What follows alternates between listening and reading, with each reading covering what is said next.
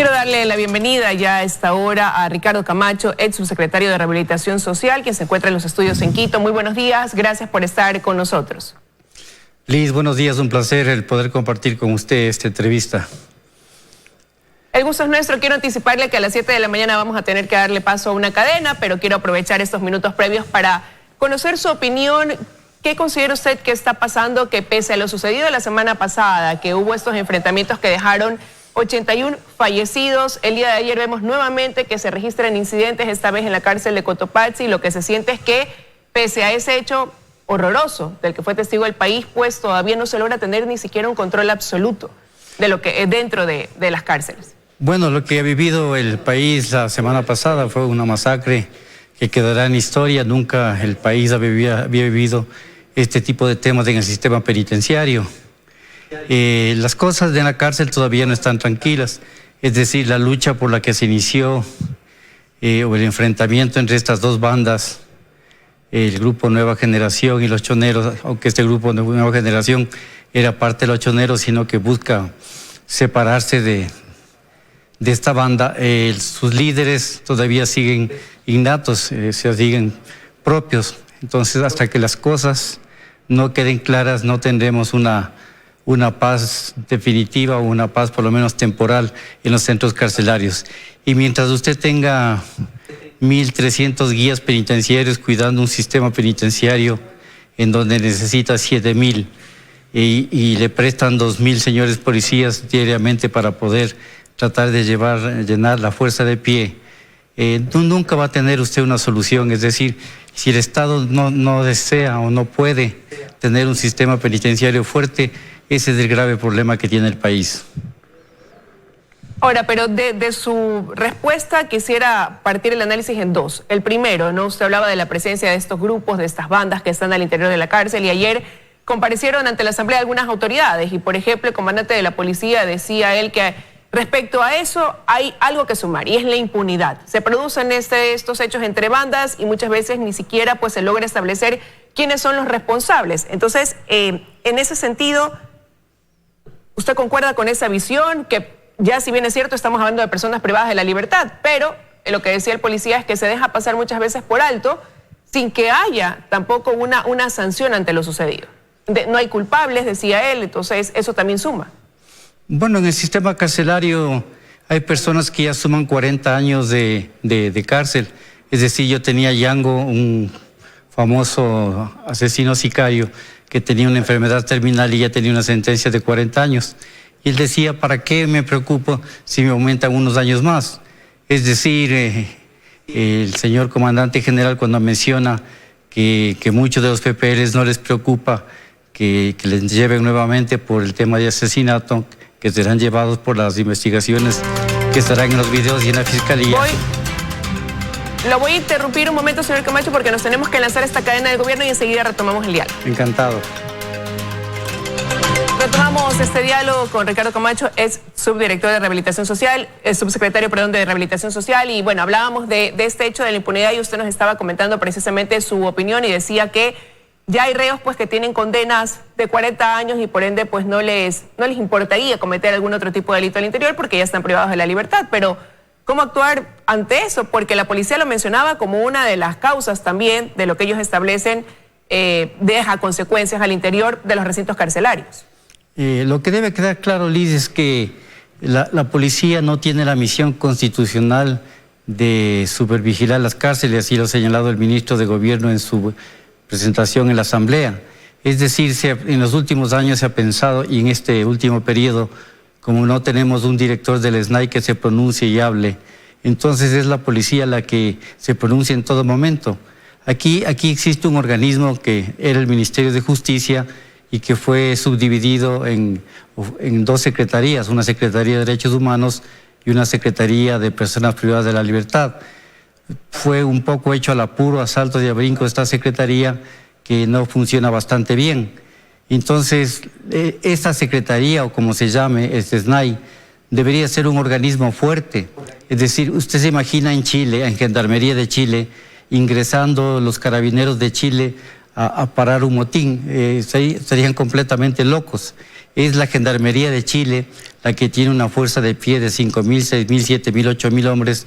Ellos tienen 14.000, creo, por el número de población, pero ellos tienen su propia inteligencia, su propia fuerza de reacción, es decir, sus propios canes. Es una fuerza dependiente del Estado que tiene la capacidad de manejar las cárceles y cada institución cumple su misión.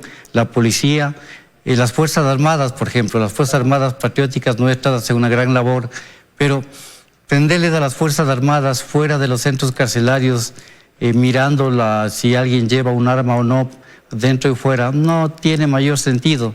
Es decir, cosas que hemos Pero dejado pasar. ¿cuál podría ser la solución momentánea? Porque lo cierto es que usted ya señalaba también, hay solo 1.300 guías que no son suficientes ante la población de más de 40.000 privados de la libertad que hay en el país.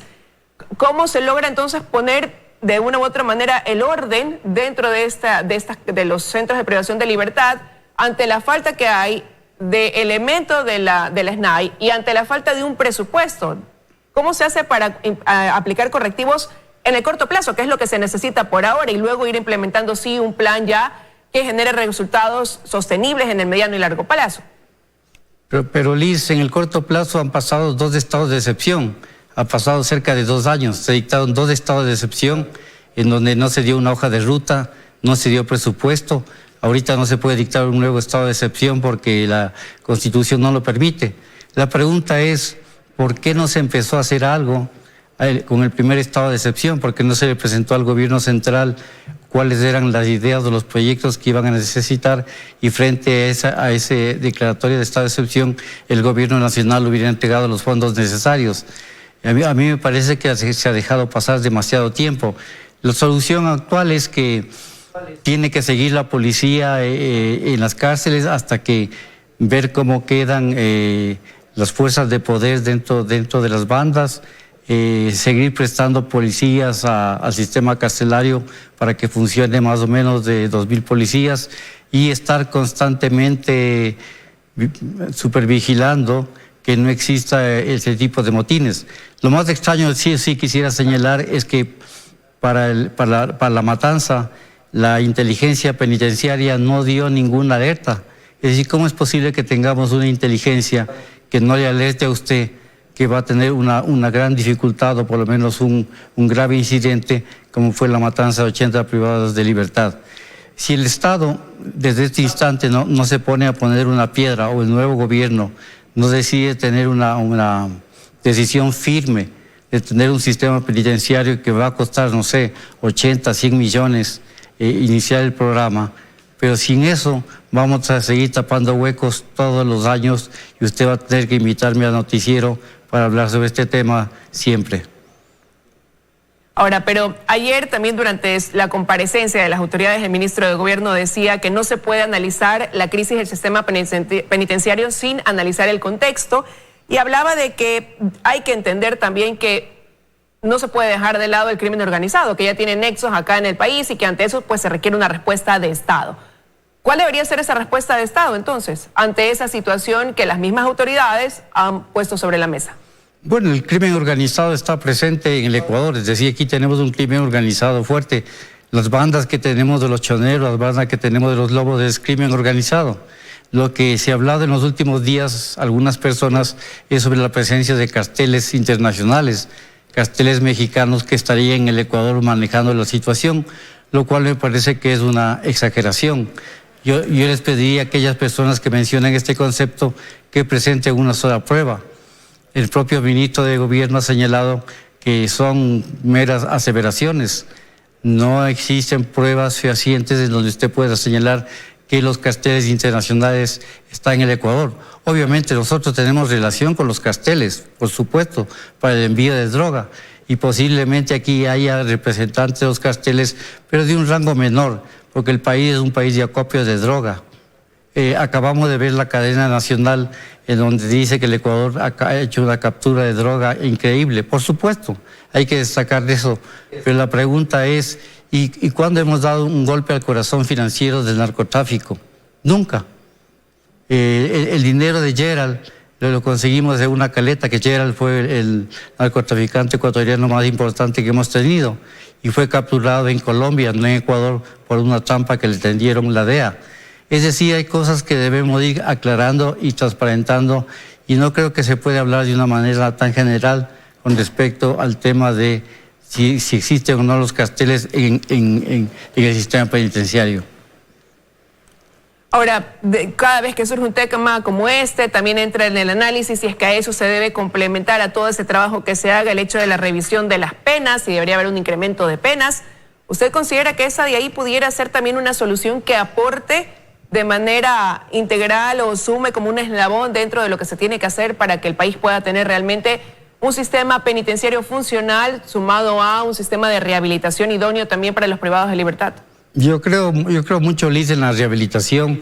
El tema del aumento de penas no creo que sea necesario.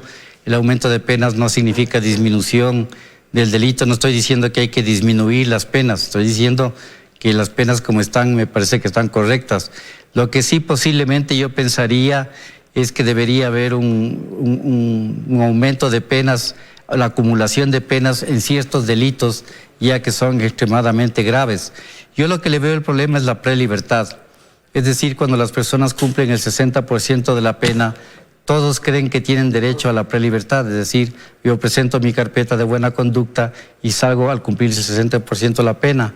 Esto debería ser una cosa que debería no considerarse un derecho, sino que si el PPL se ha comportado muy bien, ha participado en los ejes de rehabilitación, el informe psicológico, psiquiátrico, el informe de la trabajadora social señala que cuando ingresó el PPL a lo que está ahora es una persona que ha cambiado, desea salir a la sociedad. Creo que esa persona debería acogerse a la prelibertad, y la prelibertad debería ser acompañada por el Estado. Es decir, el PPL sale de la cárcel ahora con la prelibertad, unos con dinero, otros con una mano en el bolsillo. Entonces el Estado debería darle un apoyo de 3, 6 meses a través de un sheriff, una persona que le acompañe durante ese tiempo hasta conseguir trabajo o hasta que se pueda desempeñar. Ahí donde está la falla fundamental. Por eso tenemos un nivel de reincidencia de cada 10 PPLs, regresan 8 al sistema penitenciario. Bueno, eso suena en un mundo ideal como una solución. Lo cierto es que acá enfrentamos otra realidad, falta de personal, ha habido falta de recursos, de presupuesto. Me quedan un minuto y en un minuto quisiera por favor pedirle que me diga qué hacer ahora que el gobierno ha dicho que va a entregar recursos a la SNAI para poder ejecutar acciones. ¿Cómo maximizar o aprovechar esos recursos y direccionarlos en lo que realmente hace falta? ¿Cuál sería su sugerencia ahí? Bueno, el gobierno está por terminar dentro de pocos meses. Hay una campaña electoral, vendrá un nuevo presidente que ganará democráticamente. Yo creo que esta solución final hay que dejarle al presidente, la nueva inversión. Yo creo que hay que refundar el sistema penitenciario, seguir invirtiendo como en el sistema que está ahorita, es botar en un saco que no tiene fondo. El sistema está corrupto por donde usted le mire. Ingresan electrodomésticos, ingresan teléfonos, los inhibidores no funcionan, usted tiene conexiones con la cárcel. Entonces lo que hay que hacer ahorita es lograr el control, la pacificación temporal de las cárceles, y cuando venga el nuevo gobierno presentar un plan integral para la renovación o refundación del sistema penitenciario. Quiero agradecerle a Ricardo Camacho, ex subdirector de Rehabilitación Social, por haber estado con nosotros para analizar este importante tema. Que tenga un buen día. Gracias, Liz. Un abrazo cordial.